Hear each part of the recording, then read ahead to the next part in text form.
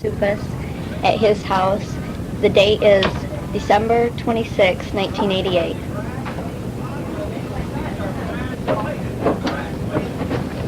What do you remember about World War II? Just anything at all? What I remember about it? Yeah. Well, in general, it's of going to Europe.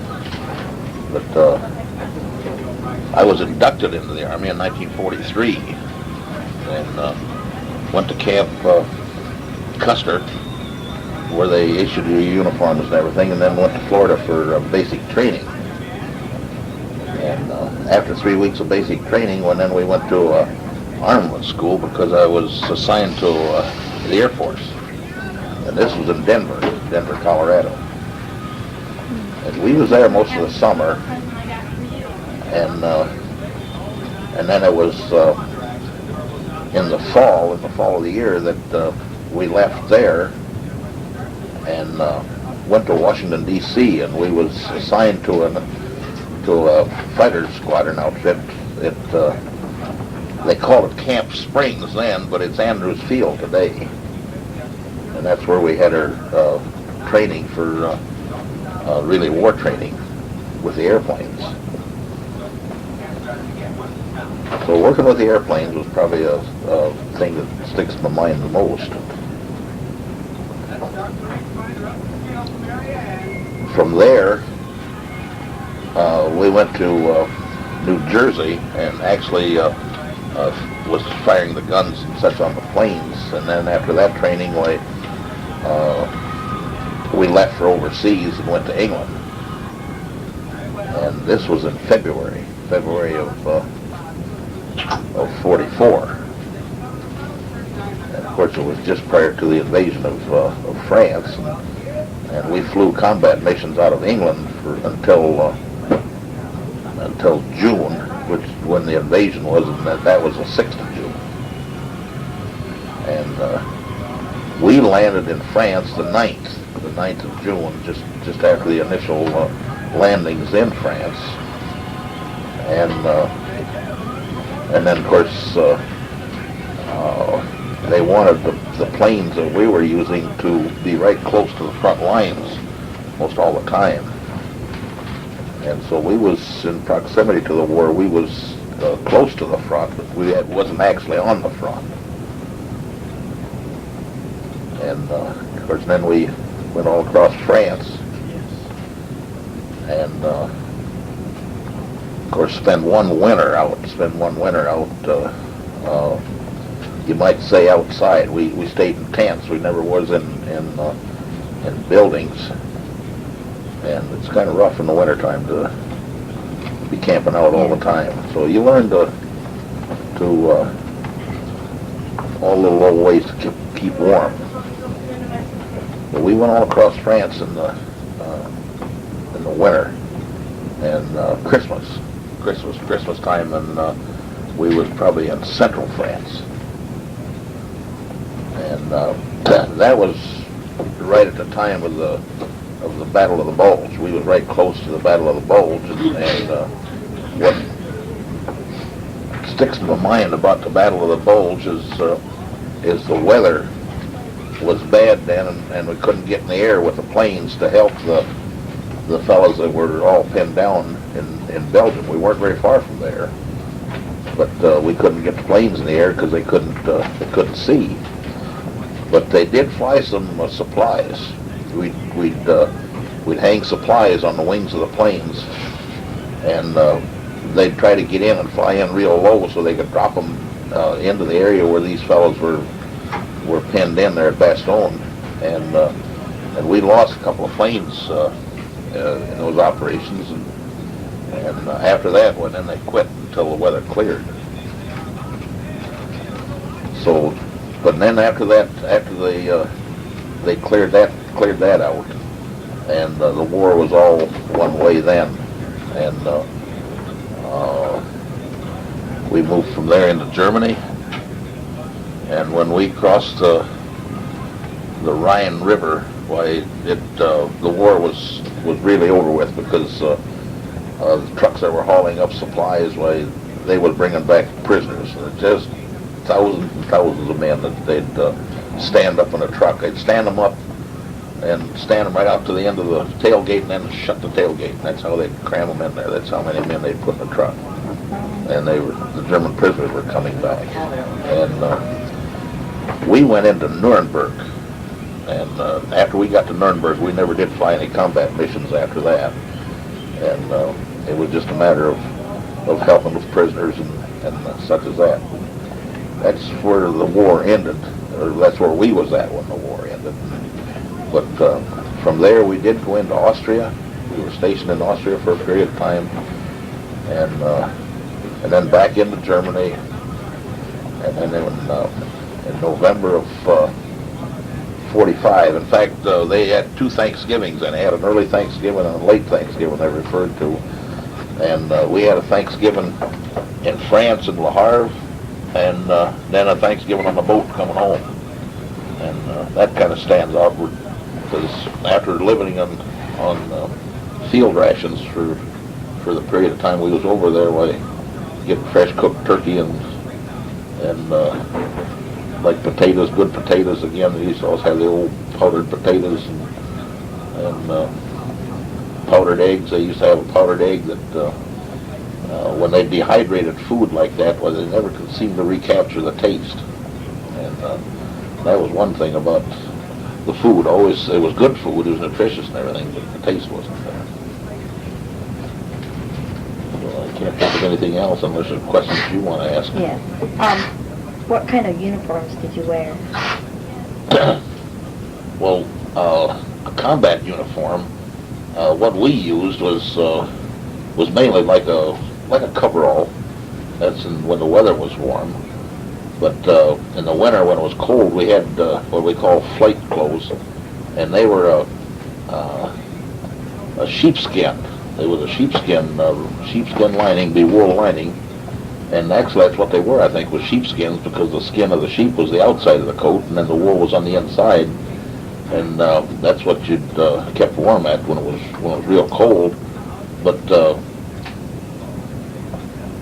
is when you slept, when you wanted to sleep, and that's when you really had a tough time keeping warm. But you just didn't have, you had cots to sleep on, and you just couldn't get enough blankets and stuff to really keep warm. That's when you'd get cold, really, when you was wanting to sleep. But our clothes footwear was one thing that wasn't too adequate when the first winter, or the winter that we was over there, is we had just our, what they call a combat boot. And when those get wet, anytime your foot gets wet, you get cold. And I remember they used to go back to England, get your 4-buckle Arctics from the soldiers back there that didn't need them that bad, and ship them over to us to try to keep our feet dry, so to keep warm. But most of those 4-buckles, when they come over there, they had holes in them both ends, and they didn't work too good, and they'd just get wet anyway. So. But it was hard. It was hard to keep warm and in the winter, to learn to, so you didn't suffer from the cold. Did you have like mittens or hats or scarves?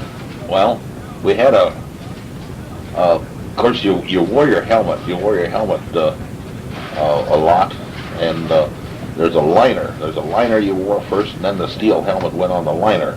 And unless you was going to be directly involved in combat, you never wore that steel helmet. You just wore the liner. But then they had a little stocking cap you'd wear before you put that liner on. Because boy, I'll tell you, that thing was cold if you didn't have that stocking cap on. But we'd have a very regular hat like you'd wear around today. Just with a bill on it, and like anybody, working in the shop or such as that, we wore those as much as we could. And occasionally you'd find the guys innovate anything, to make ear lappers on hats and such as that. But usually if it's ear lappers, it was usually those stocking caps that you pulled down over your ears. Did you have gloves or? Yeah, we had regular gloves, just any, if I remember right, they were kind of a leather glove, kind of a leather-faced glove. They weren't heavy, but they had lining in them. So we had gloves. It was a very violent war. Yeah, anything in war is violent. But I mean, uh, when men come up against each other in battle like that, I mean, there's nothing that you don't give the other guy a chance. There's nothing fair. Don't say, well, you got to be fair. You do anything to win. And probably the worst thing that I've probably seen in the war, and I didn't see really the worst of it. And that's how the Jewish people. There were some places where we saw some prison camps where they had these people, and they were probably more of a work camp than they were where they took them to exterminate them. And as the infantry went through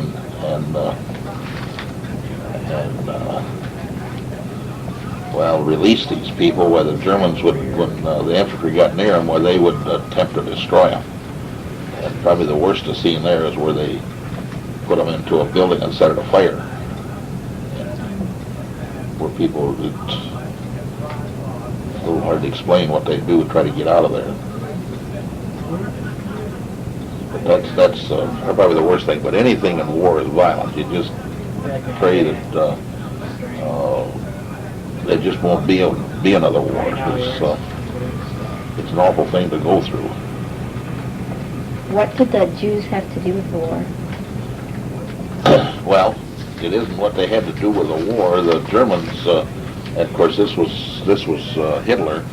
He was developing what he called the super race, and of course they'd want to be German or Aryan, they called them. They know that to the white people.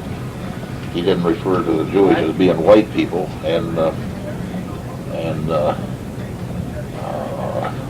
the Jewish people are smart. They seem to have control of finances, and they're always scientists. A lot of your scientists are Jewish, but Hitler didn't like them, and he was going to exterminate them, and that's what they done in the war. They just done anything to get rid of them. If you was Jewish, you had to hide it or bury it or hide yourself, because they'd get you and they'd put you in work camps, or they'd just take you and exterminate you. They was just determined. Of course, today yet, of course, then they're changing. Some of the Russians they've really persecuted the Jewish people, and probably as just like this country persecutes the black man. And that's getting better, but it's still in some of your southern states yet. It's still a bad thing. They just don't have nothing to do with the black people. What kind of weapons did you have? Well, we of course we had the machine guns in the planes, and they were a fighter plane. Of course, the fighter plane is mainly in a pursuit plane, what they call a pursuit plane, just using the guns, the machine guns. But they adapted these planes to carry bombs and use them as a bomber, and of course mainly for just low level attack. It wasn't. They didn't refer to them. They did refer to them as a fighter bomber. But it was all low level because they only carried 2 bombs, and in some cases maybe 3. And it'd be one under each wing and one on the belly. But you take like the B-17 and such as that, they probably carry as high as maybe 15, 20 bombs. So that's the difference between the planes that we had and a bomber. But we used bombs, and 500-pound bombs was the popular one. And they put one under each wing. And then we did use napalm. We used napalm some too, and when they got some things that they just couldn't seem to destroy with a bomb, well, they could use napalm. And this would they use it on bridges. They burn bridges down, steel bridges. It just gets so hot it melt. The weight of the bridge would break itself down. And it was but they didn't use napalm at that time against troops. They'd use them like against tanks and destroy bridges and such as that. They didn't actually go in and bomb troops with fire like that. they used everything else on it. Do you remember anything about resistance fighters? Yes, we had, when we first landed in France, and there was,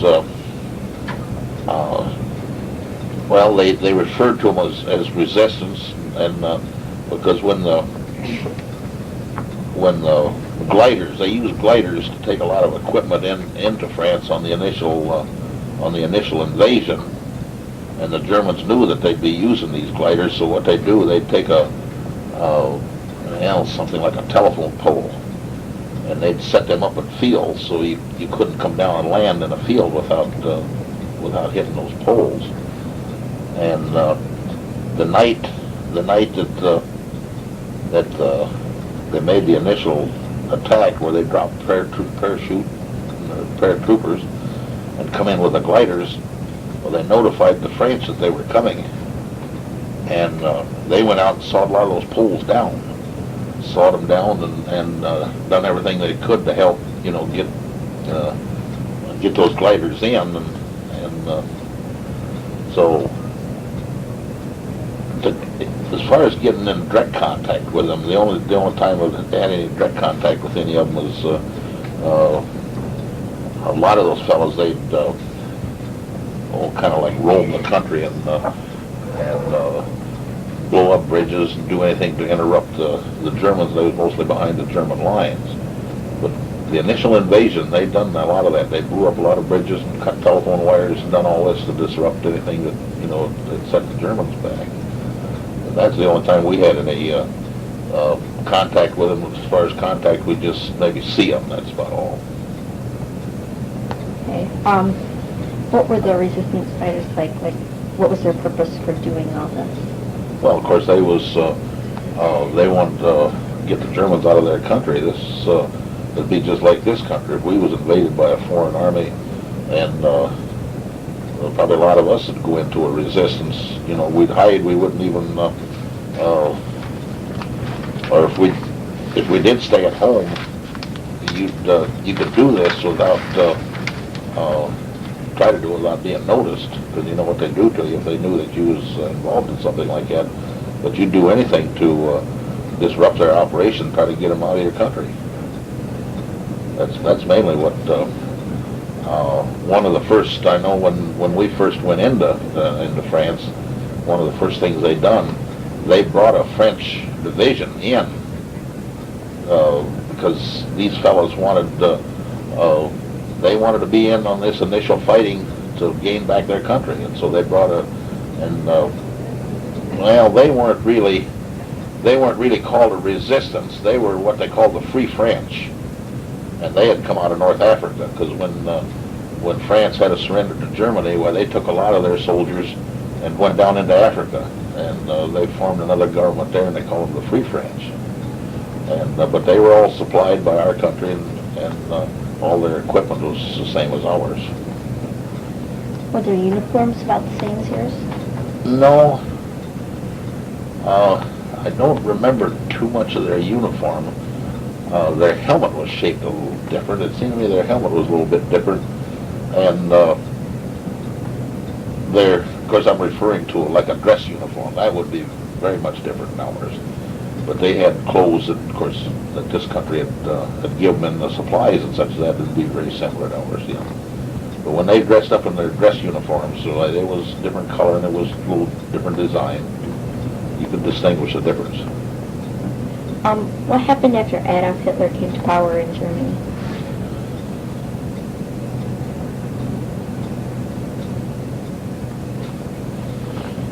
Well, things began to change when trying to think back, because I was young. Didn't pay too much to politics at that time. Of course, then as it got into the war, well, then you begin to realize what was going on. But it was all political, and this gets a little involved. Some of the things you read today, but he was determined he was going to rule the world. And that was his. And guess it only takes a nut to want to do that. So, and it did prove that that's what he was in the long run, because some of the movies you see now, some of the German generals and such as that, they could see that he wasn't making like right decisions and right moves and such as that. And in fact, they tried to assassinate him at one time, but they weren't successful. But he was going to rule the world and have a super race and destroy all the Jews. And I guess if we don't watch ourselves, you could have something like that happen today. You wouldn't think so, but when people sit back and don't resist things like that, when next thing you know, they gain power. And that's how he done it. He just got a faction in Germany to follow him, and they got stronger and got stronger, and next thing you know it, well, he was a dictator. Oh. And running the country. Of course, after he got his, like the Gestapo, that was his, like personal army, and they just seemed to rule the roost, and whatever they wanted to do, they done. And if you didn't do what they wanted to do, well, they just destroy you. What was a super race? Well, what they done, they selected young fellows, and I don't know how they done it, but they picked what they figured that I'd be better than him, or he'd be better than that guy, and this other guy would be better than me, and they always picked the best. And they even went as far as it'd be just about like raising cattle. They'd mate these fellows with girls, where they kept them in a place, and then the children from them would be set aside that they were better than anybody else, and that's what they was trying to do. Is the Germans was going to be the super race, and most of those fellows, I can't just think of the outfits that they had then, but they were usually an army outfit of their own. They didn't fight with a regular German army. They had to, and those guys, I'll tell you, they had them indoctrinated that they just believed one thing, and that they were Almighty God, and that was it. What was the Battle of the Bulge? What it was, the German army was getting beat pretty bad, and everything had been pushed back. Of course, the Germans remembered in the First World War that they didn't want any foreign troops on German soil. And of course, this is what was happening, because we was getting onto German soil, and they still had some divisions in reserve. And what they was going to do was they was going to cut the supply line. A lot of supplies was coming in Holland then, and that was closer. Our supplies could get to the front quicker coming in through Holland and Belgium than it was to come through Le Havre, which is in France. And so they made an attack right down into that area, and they called that a bulge. When they broke through the lines, while they was trying to get to the harbors, to get control of these harbors, so we couldn't ship supplies in there. And of course, when they broke through, well, they called that a bulge, into your lines, because your lines were always straight. Try to keep them straight, and that's why they call it the bulge. And it was done right in the winter time, around Christmas time, and the weather was cold, bitter, and it was really but it was the last gasp, you might say, that they tried to do something to stop us from winning, but it didn't. It just delayed it for a little while longer. What do you remember about the times when, different countries were being invaded?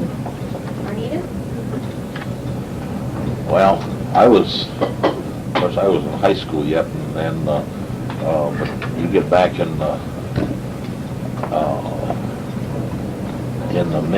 mid-30s, later, or not mid-30s, the late 30s. And I think that started in 36, 37. The war actually started over there. And Hitler would just decide to, I guess he took Austria first, and then he took Czechoslovakia, and nobody would stop him. You know, nobody wanted to, they thought that they could just keep negotiating and keep him from taking these countries, but negotiating never helped too much, and nobody seemed to well, nobody had the strength. He'd build a big army, and his method of blitz, what they call a blitzkrieg, that's how they would attack, and everything would go fast. They'd attack with airplanes, and then with tanks and paratroopers, and they'd just bang, bang, bang, and they'd move real quick, and when they got people to retreat once, they just never give them a chance to ever dig in and try to fight back. But they'd take a country over like that, and nobody, of course, I think probably the main reason that nobody could stop him because they didn't have the strength. England didn't have the equipment and the men to fight, and this country was wanting to stay out of the war, and France didn't have anything, and their new method of warfare, this blitzkrieg thing, was they just couldn't cope with it. What do you remember about the after effects of World War II? Like, how many people were killed?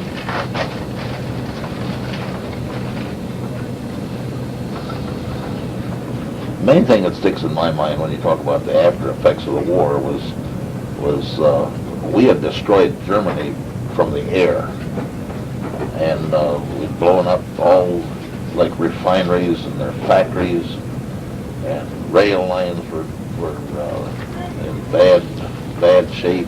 Of course, roads, bridges were all knocked down, and here Germany was defeated, and no transportation, no food. Everything was in disarray. And actually, had we stepped in and fed the German population at that time, they would have starved. And we had to go in and haul, set up transportation. In fact, they used Army equipment to haul food in, and so these people could actually live. And I know when, we'd be stationed outside of a village or a town, and the children, when it come time to eat, they'd come flocking, and they'd pick food right out of the garbage cans, because there just wasn't anything. No food, no way of, there was no supply, no nothing. And so we got so that we'd always get as much food as we could when we went through the chow line, and then we'd let the kids leave some for the kids to eat, and you always had a lot of friends then, because when you'd sit down to eat, well, you'd always have some buddies sitting down. But that's one thing that stuck in my mind the most, is hadn't this country said, well, they treated the Jewish people bad, and we're going to do the same thing to them, and that wasn't really the answer to it. And of course, then the Russians, they decided they was going to isolate Berlin, because they had divided the country up into, like England had a part of Germany, and France had a part of Germany, and Russia did, and we did.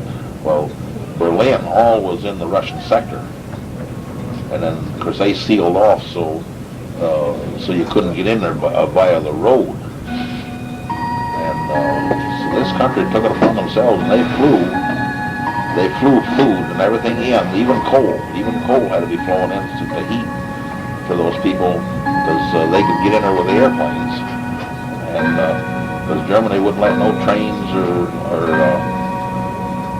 trucks or anything on the road. And so they call that the Berlin airlift. And they broke the Russians from trying to keep us from supplying that part of Berlin. And I don't know how long that went, but I know it went through one winter. It was real cold, because they had to fly coal in there too, to keep those people warm. How many countries took part in the war? Well, they call it the World War, and I think pretty well any country that had any well, I'd say any strength, had any kind of troops were involved in. Of course, some of the countries were like a colony of England. They'd have troops from those countries come in because the English had trained those people, and there was I can remember seeing some black troops out of Africa, and some of the countries that were colonized by France and Singhalese. I can remember the Singhalese troops because they were an awful black. They were awful black, dark black people, and they were big. And those guys just weren't afraid of anything. And we used to always, you could tell them because of their real dark color. And then they wore a little cap that looked like a flower pot upside down, and they were just bright red. And I'll tell you that if you could get a hold of one of those caps, that was quite a thing. But those guys, if you got that cap, you'd have to kill him to get it because he wouldn't give up that cap. But pretty well every country. Of course, you take then in the Pacific part of the war, you had Japan and Australia. Of course, England was involved in there. French was involved in there. So you can name just about any country in the world was directly or indirectly involved in the war. Do you remember how many people were killed approximately? No, I wouldn't have any idea. I wouldn't have. The Russians, I can remember one figure that they said that when the Germans invaded Russia, and of course they went in there with about the same theory that they did with the Jewish people, just destroy anything, everything, and kill a lot of people. And the Russians say, and they figured that between soldiers and civilians, that probably the Russians lost 20 million people. What areas were the battlegrounds fought at? Well, there was a lot of aerial battles. Of course, they could be any place, in the air over Germany and over the different parts of France, as the bombers were flying to destroy rail lines and oil refineries and anything to supply the war effort. But of course, the battleground that sticks in my mind would be in Normandy, where they landed in France, and then you'd move real fast until they'd make a stand. And when we broke out of Normandy, St. Lo, that was probably the first. Well, it was the first battle we was involved in right after the invasion, and then the next battle. It wasn't until really they backed out of Paris. There wasn't really no battle as far as Paris goes, and they just really started backing out of France, getting more towards Germany, and they'd make a stand here and there. But Italy, right up the boot of Italy, there was several places they made stands there because of the mountains. There was good places to fight back. But the flat country of France, when the tanks started rolling one way, there wasn't too many places they made their stands. If they did, it was usually at a river crossing, which would be hard to cross, and they'd get on the other side, and then of course they'd try to keep it from crossing. And I think in the European theater, I had 4 or 5 battle stars. So, they'd give you a star for each battle that you was involved in. And we had one of the invasion and one in central France, and I forget all the different areas that we was involved directly in the battle. You'd get a star for it. And I had 4 or 5 of them. Why did the Japanese attack Pearl Harbor?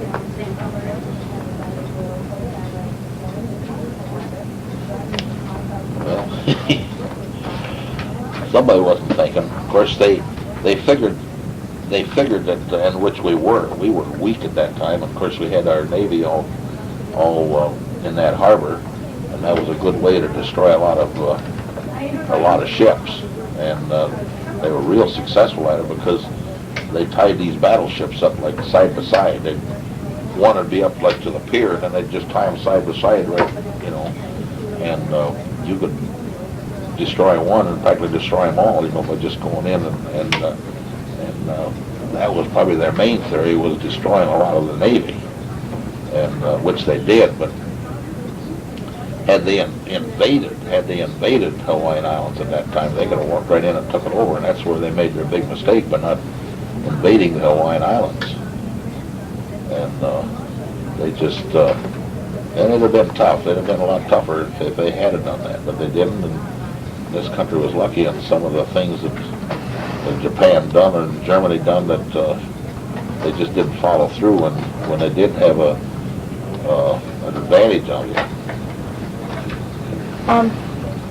What do you remember about when Germany surrendered?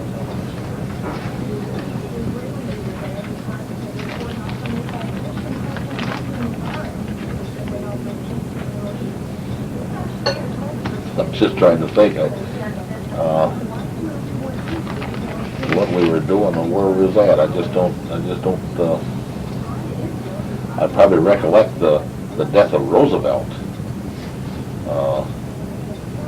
It was probably the big shock, and when he died. Of course, the war wasn't over then yet. But we were in.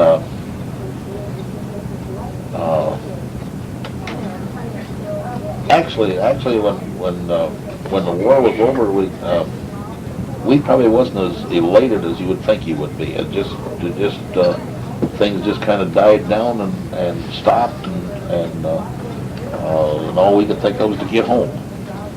So really we didn't. We'd say dance in the streets and was real jubilant about it. You felt good about it. The war was over, but we were kept busy. There was things to do yet, so really that's probably why I don't remember much about it, because you just went through kind of a transition from war to no war, and all you could think of was, well, let's get home. You wanted to get home. That was probably the biggest thing of the troops. We've been gone for 2-3 years, and all you could think of was get home. You wanted to get home. Tell me what you remember about the causes of World War II. Well,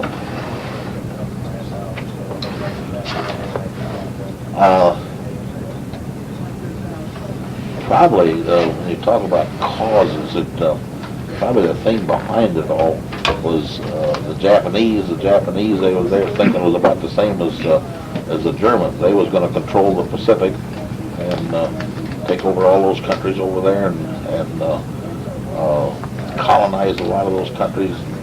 And they thought that they needed a lot of resources that these countries had that they didn't have.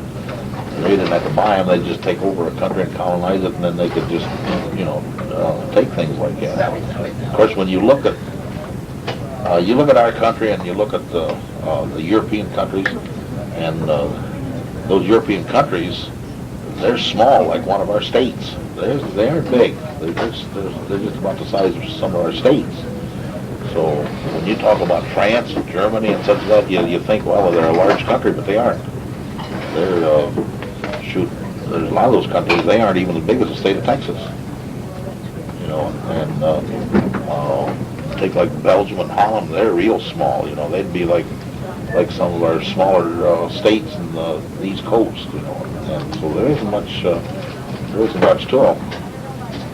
But it's political, and the average person don't understand too much in politics. But what it was just people determined that they were going to rule. They was going to rule. They wanted to be the top hand. And it seemed like three people always band together and hopefully end up winning in that. You didn't want to be ruled by dictatorship. Was there a depression after World War II? Not really. There was a depression. there was a depression after World War I. Of course, it was in the late 20s before they really had a depression. Everybody predicted a depression, but actually it didn't. And everything went from building war goods to consumer goods, and we had our ups and downs in the economy, but not a depression like they remembered in the 30s. But things went real well through the 50s, 60s, and of course when the soldiers all come home, they're all called the baby boom. Everybody had raising a family, building houses, building cars, and everything, and so the economy really boomed, and we didn't have a depression. We had some recessions when things got low, but we have that yet today too. You go through your good or better times, and then it seems like you overproduce and then have to start over again. But everybody looked for a depression, but it never happened, and most of the people who were looking for it and afraid of it were people that had lived right after the First World War, and they went through a depression. That was in the late 20s and into the late 30s. Who could you say won the war?